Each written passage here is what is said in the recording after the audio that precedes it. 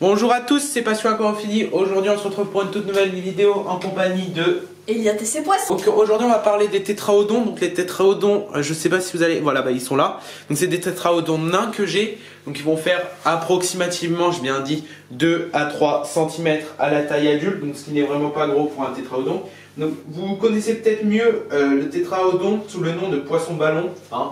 C'est parce que quand il a... Ou poisson globe. Donc là je vous mets une photo du tétraodon avant et une fois gonflé parce que c'est quand il a peur. Vous voyez que c'est comme ça que vous devez, je pense, le connaître.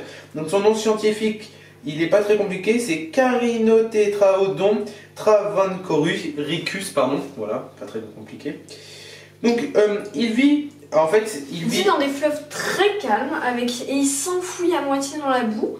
En attendant ses proies. Ses proies sont du zooplancton majoritairement. Il vit dans l'Inde. Vous pouvez le nourrir avec des artémias, par exemple, des artémias congelées. Oui, il va vous manger vos escargots fils. Donc il vient de l'Inde, donc on ne peut pas reconnaître mâle et femelle, c'est très dur. Donc c'est un poisson qui est venimeux à l'intérieur, il a une poche de venin.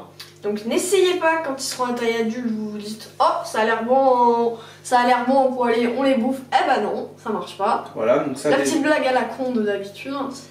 Donc ce n'est pas territorial, par contre ça a un bec, donc on déconseille les poissons. En fait il n'y a presque aucun poisson qui s'adapte avec eux. La preuve, ils vous mangent les escargots, ils peuvent vous manger les crevettes, donc surtout pas les poissons avec des voiles comme les guppies, oui, parce les combattants. Peuvent leur grignoter les nageoires. Et voilà, et en fait comme ça a un bec, c'est à cause de ça. Donc le poisson ballon, ça c'est son nom plus précisément. Donc ça peut, si vous suivez les caractéristiques qui seront encore en description, mais pour la reproduction, donc vous chercherez sur internet bien sûr.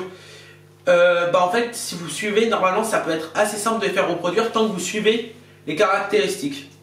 Voilà. Donc on espère que ça vous a plu cette petite vidéo de présentation du tétraodon. Donc qui n'était pas très longue parce qu'il n'y a pas grand chose à dire sur ce poisson. Mais c'est bien de les faire vivre par banc de 3-4, c'est un bon nombre selon moi. Après tout dépend de la taille de votre aquarium. Donc à plus, n'hésitez pas à liker, vous abonner en activant la petite cloche et à partager. Salut à tous!